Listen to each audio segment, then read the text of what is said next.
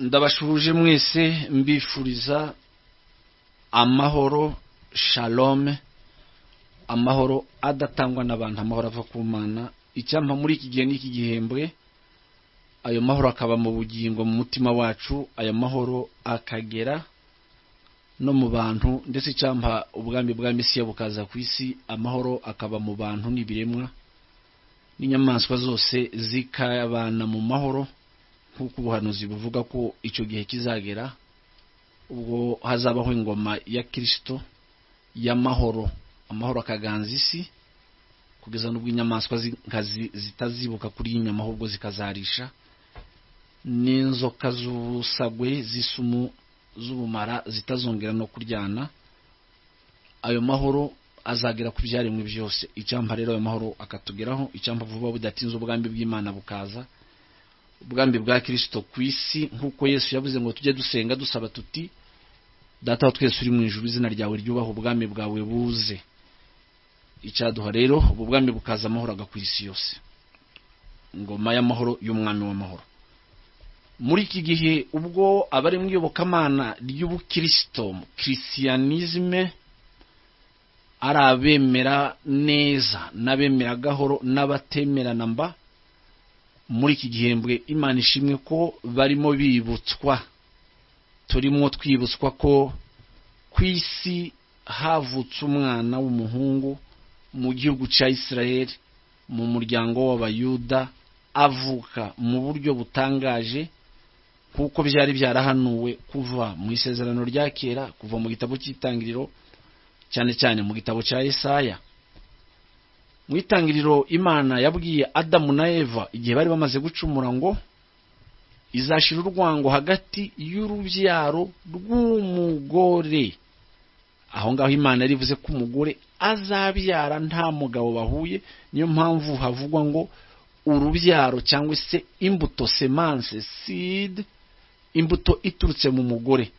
Ni ukuvuga ngo Imana yari itangaje ko hari igihe umugore azabyara wenyine, nta mbuto umugabo yamushyizemo. Ni ukuvuga ngo urubyaro rw'uwo mugore wari muhanurwa waje kuba Mariya, ari rwo ruzakomeretswa ku gatsinsino ni urubyaro rw'inzoka. Byaje kuba Abaroma bakomerekeje umubiri wa Yesu gato, akanya gato, iminsi itageze kuri 3, icyo gikomere kirakira, ariko agahonda umutwe w'iyo nzoka. Iyo nzoka umutwe ni ukuvuga ngo uyoboye urubyaro rw'inzoka azahondwa bwa nyuma mu buryo bwo mu mwuka ni Shitani, ariko ikorera mu rubyaro rw'inzoka mu bantu. Urubyaro rw'inzoka rwa nyuma ruzaba ruri Antikristo. Antikristo niwe ukuza kwa kabiri kwa Kristo biri tubwira mu gitabo cy'Abatesalonike ngo azamwicisha kugaragara kwe. Rero amateka ya Yesu agize iminsi ku isi mu buhanuzi. Yavutse hashize imyaka 4,000 mu Itangiriro, yarahanuwe uhereye muri Yesaya hari hashize imyaka 700 ashira 800, ndetse mu isezerano rya kera ryose ubuhanuzi bwa Yesu bwagiye buvugwa mu ishusho n'ingero nyinshi cyane. Ari byo tuzareba mu buryo bugenda bukurikira. Dusome ibyanditswe twifashisha kwibutsa abantu ibyabaye.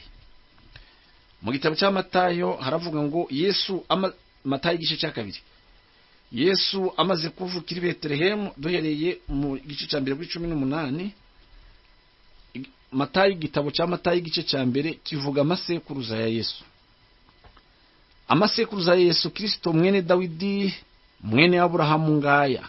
Aburahamu yabyaye Isaka, Isaka abyara Yakobo, Yakobo abyara Yuda na bene se, Yuda yabyara Perezi na Zera kuri Tamari, Perezi yabyaye Hesironi, Hesironi yabyaye Ramu, Ramu yabyaye Aminadabu, Aminadabu yabyaye Nashoni, Nashoni yabyaye Salumoni, Salumoni yabyaye Bowazi kuri Rahabu, Bowazi yabyaye Obedi kuri Rusi, Obedi yabyaye Yesayi, Yesayi yabyaye umwami Dawidi. Bigakomeza muri Lukaho baratubwira ko ibyo bisekuru babishize muri 7.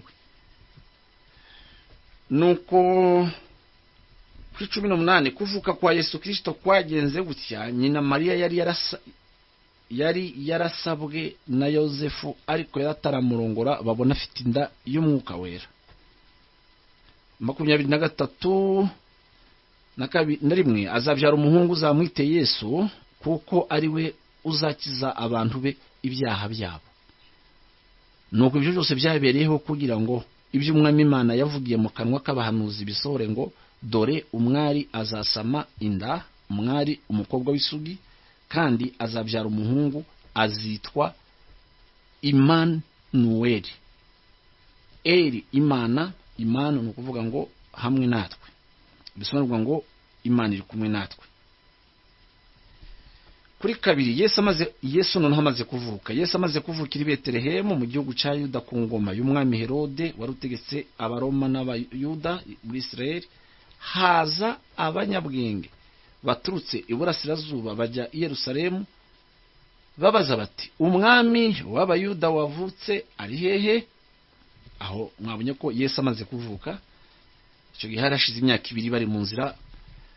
Kuri kabiri, umwami w'abayuda wavutse ari hehe? Ko twabonye inyenyeri ye. Twabonye inyenyeri, iyo nyenyeri tumenya ko ari ye. Iyo nyenyeri bamenya abanyabwenge, ariko abanyabwenge bamenya inyenyeri, kandi iyo nyenyeri bamenya ko ari y'umwami w'abayuda, kandi ko uwo mwami w'abayuda yamaze kuvuka. Umwami w'abayuda wavutse ari hehe? Ko twabonye inyenyeri ye turi iburasirazuba, none tukaba tuje kumuramya. Umwami Herode abyumvise ahagarika umutima n'ab'i Yerusalemu bose, arahangayika, arababara, ararakara, abura amahoro. Herode hamwe n'Abisiraheli n'abari muri Yerusalemu bose. Icyampa Imana igahumurishira ijambo mu bugingo bwacu, ikatwemerera kurisobanukirwa. Dukomeze dusome no muri Luka igice cya 2. Twahera mu gice cya mbere, Luka 26. Mu kwezi kwa 6, marayika Gaburiyeli atumwa n'Imana mu mudugudu w'i Galilaya witwa Nazareti, ku mwari wari warasabwe n'umugabo witwa Yosefu wo mu nzu ya Dawidi. Izina ry'uwo mwari ni Mariya. Amusangaho yarari. Marayika amenya aho ari, amenya umuryango arimo, amenya n'aho atuye. Marayika ntiyagenda ayoboza we. Abanyabwenge bageze Yerusalemu babaza amakuru, bashaka kuyoboza, ariko marayika we ntiyayoboje aho nyina w'uyu mwana wari ugiye kuvuka aho yari atuye, Mariya. Marayika yaraje, ntiyayoberwa igihugu icyari cy'intari yariyo, umuryango wariwo, inzi yariyo. Amusanga aho yarari, aramubwira ati, ni amahoro, uhiriwe, umwami Imana iri kumwe nawe. Ariko bahagarika umutima cyane w'iryo jambo, atekereza iyo ndamutse cyari cyo. Marayika aramubwira ati, witinya Mariya, kuko uhiriwe ku Mana. Uzasama inda, uzabyara umwana w'umuhungu, uzamwite Yesu. Azaba mukuru, azitwa umwana w'isumba byose, kandi umwami Imana izamuha intebe ya sekuruza Dawidi, azima mu nzu ya Yakobo iteka ryose, ubwami bwe ntibuzashira. Mariya aramubwira ati, dore ndi umuja w'umwami Imana, bimbere ukuvuze. Nuko marayika amusigaho aragenda. Harakurikira uko Mariya ajya gusura Elizabeti, ashima Imana. Mariya amaze kubona na marayika, ajya kubibwira nyina wabo, mwene wabo, umugore mukuru Elizabeti, amubwira ayo makuru. Hanyuma marayika, umwana amaze kuvuka, yaje kureba Mariya umwana ataravuka. Marayika kandi yongera kugaruka kubibwira abashumba ba nyirikiraro Yesu yavukiyemo. Luka 2:8. Muri icyo gihugu harimo abungeri bararaga mu rwuri, mu gikumba, ku gikumba, barinda kuri shift, no kuvuga ngo ku maturi, bahindana kurinda umukumbi wabo. Icyo ni ikimenyetso gikomeye muri Isirayeli, kimenyesha igihe abashumba barara baragiye, bahita bamenya igihe cyari cyo, bidahuyeho na cya gihe cy'abaroma. Nuko marayika w'umwami Imana abahagarara iruhande, arababwira. Ubwiza bw'Imana burabagota.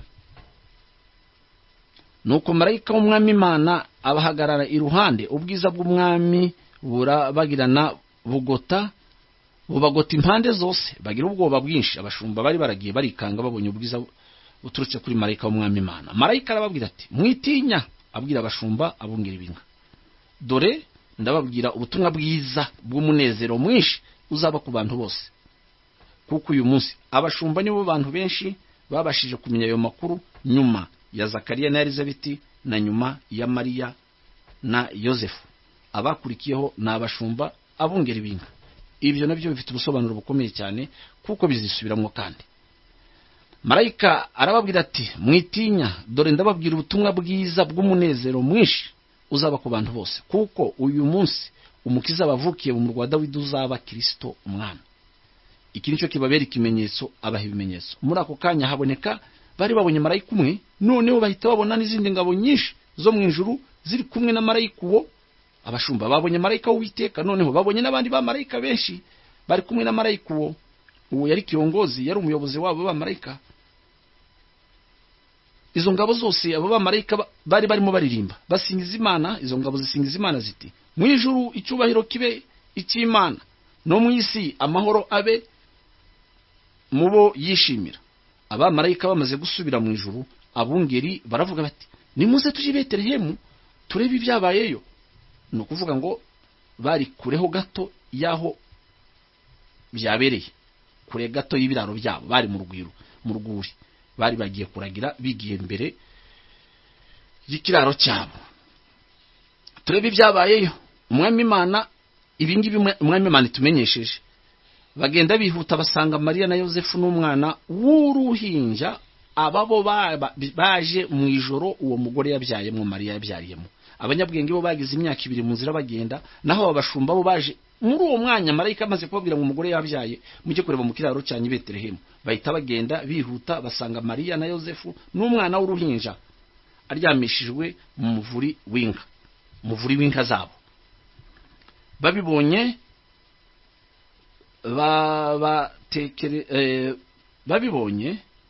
babatekereza iby'uwo mwana nkuko babibwiwe. Ababungeri babwira Mariya na Yosefu ibyo baba marayika bababwiye. Aba bumvise bose batangazwa n'ibyo abungeri bababwiye, ariko Mariya abika ayo magambo yose mu mutima we akajya ayatekereza. Maze abungeri basubirayo, bisubirira mu rwuri kuja kuragira nijoro, kandi bashima Imana kubyo bumvise byose no kubyo babonye nkuko babibwiwe. Imana yongere kandi kutwongera ubwenge ngo dusobanukirwe ibyanditswe. Muri iki gihe iyaba twari dufite igihe gihagije, twari kubivuga byose nkuko byakabaye. Ubuhanuzi bw'inyenyeri abanyabwenge babonye buri mu gitabo cyo kubara. Baramu yarhanuye ngo ndabona inyenyeri zava muri Yakobo. Abanyabwenge baje basobanuye muri Bibiliya ngo nabanyabwenge, ni bari abanyabwenge bafite ubumenyi bw'inyenyeri, bari bazi kugenzura inyenyeri, bakamenya inyenyeri nico zivuze, bakamenya inyenyeri nuwo zirimo ziranga. Noneho mu nyenyeri zose barimo biga i Babuloni niho hari ishuri rikomeye ku isi ryo kwiga cosmogoni n'ama astre yose n'ama galaxy. Mu gitabo cya Yobu no mu gitabo cya Amos hatugira inama zo kwiga ubumenyi bw'inyenyeri. Ni mushaki yaremye inyenyeri n'amagalaxy. Muri Zaburi haranditse ngo Imana ibara inyenyeri ikazita amazina. Inyenyeri ari byo mu rundi rurimi bita astre. Astre zira tubona mu kirere ntabwo ari utuntu duto cyane tumeze nk'udushingwe tungana nk'uko amaso yacu y'umubiri abibona. Iyo abanyabwenge bashaka kureba distance iba hagati y'inyenyeri imwe n'indi, cyangwa kureba ubugari, ingano y'inyenyeri n'umubyimba wayo, bifashisha ibikoresho bireba kure byitwa tele, bivuga kure, scope, kureba umuzunguruko, ubutumburuke n'umubyimba bw'inyenyeri. Telescope zikaze muri iki gihe tugezemo hari yitwa Hubble n'iyitwa Kepler. Izo telescope nizo zireba kure cyane. Mu gihe rero cya Daniel bari bazi kugenzura inyenyeri, bakamenya uko zizenguruka nuko zinyeganyega, bakamenya n'icyo zimenyesha ku isi. Abayuda, Abisirayeli, Abaheburayo, Abayahudi ni nabo n'uyu munsi wa none bagiye bahabwa nationalite z'ibihugu bitandukanye, ariko ubwo bumenyi nibo Imana yabuhaye bwo kubasha kureba inyenyeri n'icyo zisobanuye. Abanyabwenge rero baje baturutse mu burasirazuba bwa kuri Babuloni, nabuzukuru n'abuzukuruza ba Daniel, nabuzukuru n'abuzukuruza ba Esther, nabuzukuru n'abuzukuruza ba Marduki ariwe mwitwa Mordecai. Abo rero baje bakurika inyenyeri, baza bazanye n'amaturo, baza bazanywe no kuramya umwami w'Abayuda wavutse. Aho byabereye muri Israeli, Yerusalemu, bari baracinyijwe n'Abaroma, ntibari bagifite icyiringiro kwizera ibyo babwiwe ko byaba muri ico gihe. Kubera gucinyizwa, abanyabwenge bashitse bababwira amakuru meza ko umwami wabo w'Abayuda wavutse, babonye inyenyeri ye, none arihe ko bo bazanywe no kumuramya. Herode ararakara, abura amahoro, n'abantu bose bari muri Israeli babura amahoro. Babuzwa amahoro n'ayo magambo babwiwe ngo ubuhanuzi burasohoye.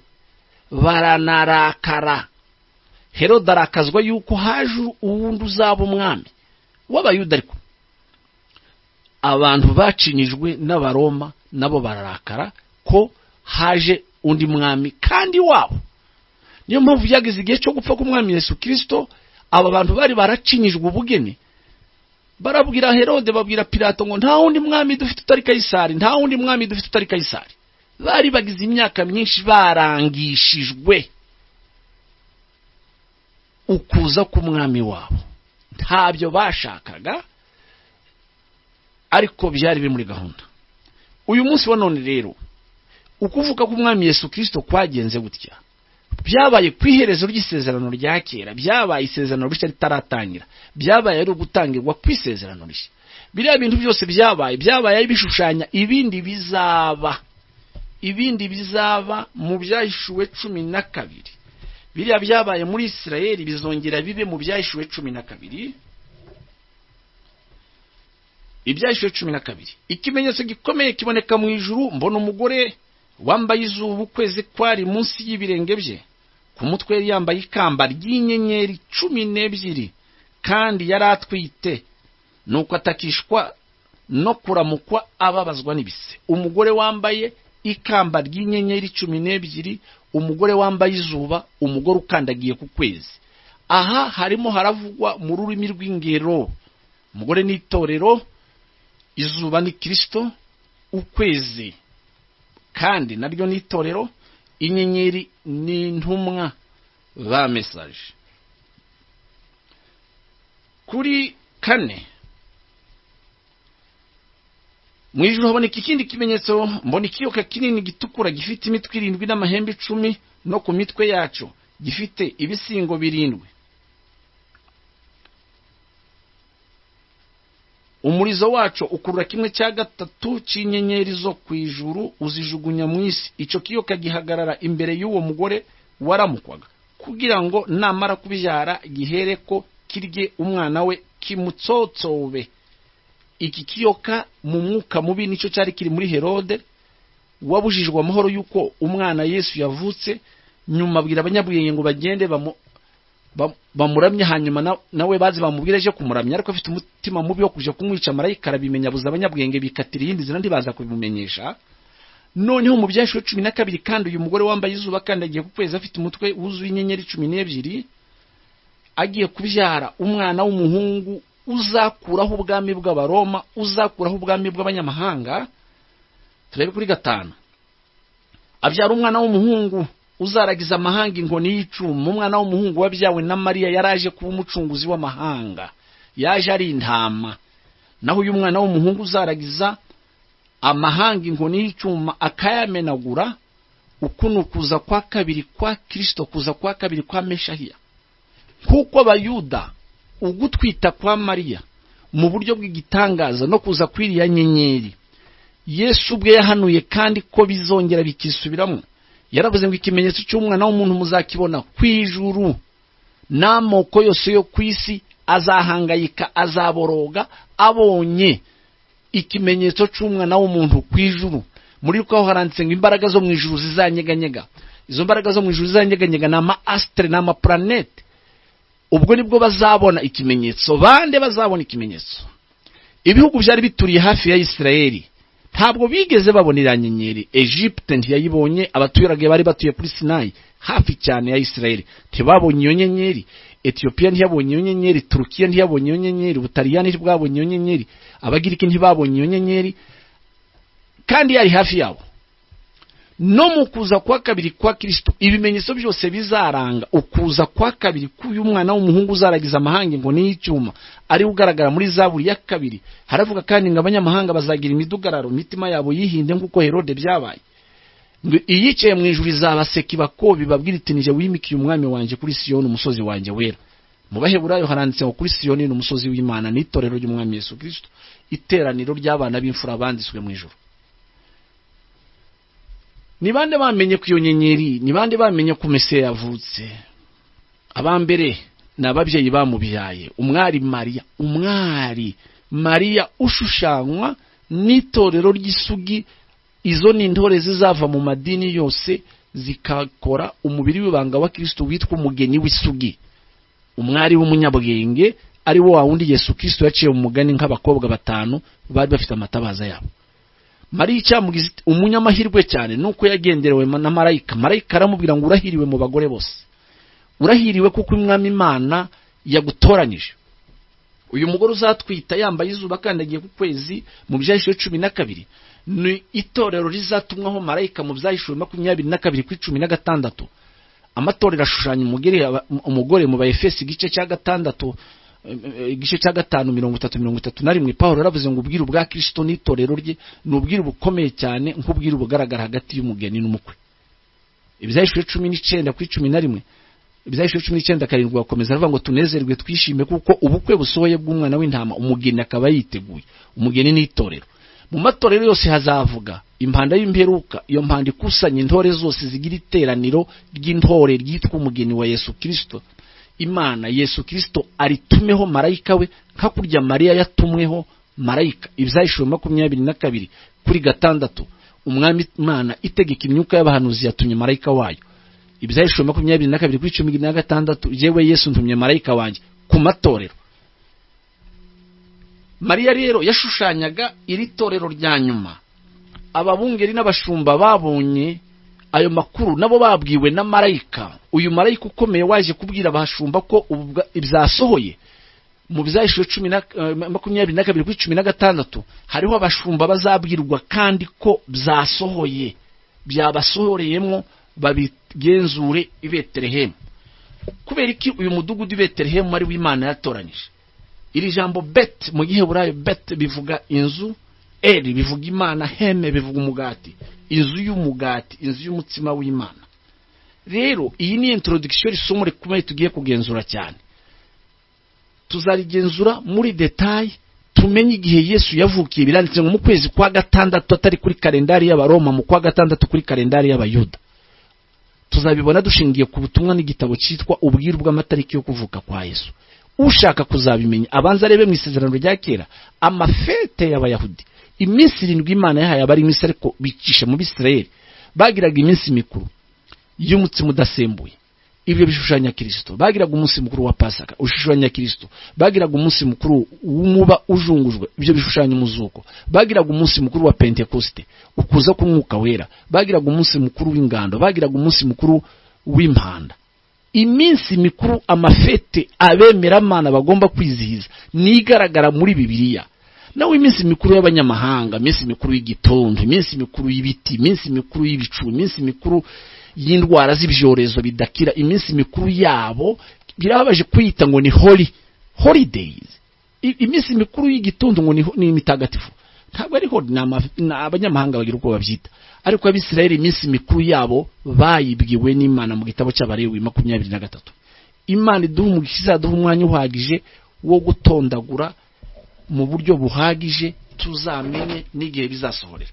Daniel igice cya 7 kubijyanye na kalendari yo tituzibanda kuri kalendari y'Abaroma, kuko ubuhanuzi buratubwira ngo iyo kalendari izakorwa n'umwami w'umugome udasa n'abandi uzabuje guhindura ijambo ry'Imana kandi akazahindura na kalendari kubw'umugambi mubisha. Ni Daniel 7:24-25. Hazaza abami benshi bakomeye, ariko haje kuza uwundi we utandukanye n'abandi ufite iyindi migambi izamusohoreraho.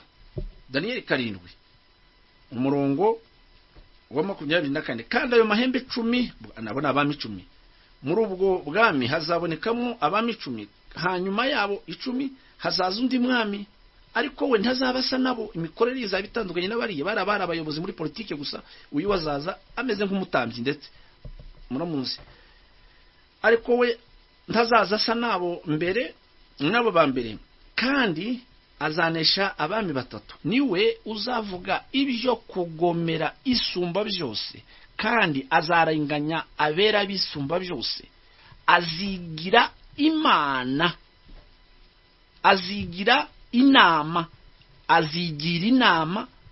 zo guhindura ibihe n'ibimenyetso. Ahandi azigira imana ni mu Batesalonike igice cya 2:9 ugakomeza tuzahabona Abatesalonike 2. Azagira inama zo guhindura ibihe ni kalendari n'amategeko, no guhindura ijambo ry'Imana, kandi bizarekerwa mu maboko ye. Azakomeza atyo kugezaho igihe n'ibihe n'igice cy'igihe bizarangirira, kugeza ubwo imyaka 3 n'igice bizarangirira. Abatesalonike ba mbere 2:9 ugakomeza. Uyu mwami udasa n'abandi uzigira inama yo guhindura kalendari no guhindura ijambo ry'Imana, amategeko y'Imana, avugwa ahangaha. Abatesalonike ba 2:9. Kuza k'uwo mugome kuri mu buryo bwo gukora kwa Satani gufite imbaraga zose n'ibimenyetso n'ibitangaza by'ibinyoma n'ubuhenzi bwose bwo gukiranirwa kubarimbuka, kuko abarimbuka azabahenda. Muzabibona no mu Byahishuwe igice cya 13:8 no mu Byahishuwe igice cya 17:8.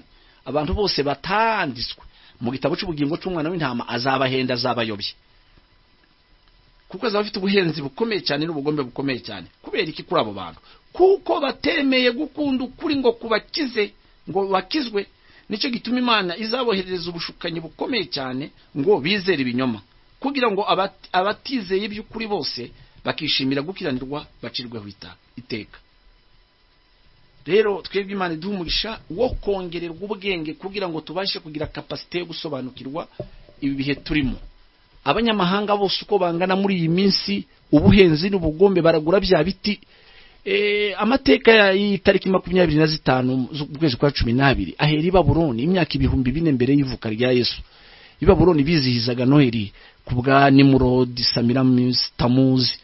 Abo bose ni kera cyane. Ayo matariki ntiyahindutse ku i Babuloni. Ku Bamedi n'Abaperesi bahinduye amazina, Abagiriki babihinduye amazina, kugeza ku Baroma nabo Constantino kugira ngo avange ubukristo n'ubupagani bw'Abaroma, asaba ko yinjira mu bukristo bakamuha ibyabo nawe akazana iby'iwabo. Nuko rero uko niko Constantino yazanye aya matariki 25 z'ukwezi kwa 12 ategeka hata abakristo ngo babyemere.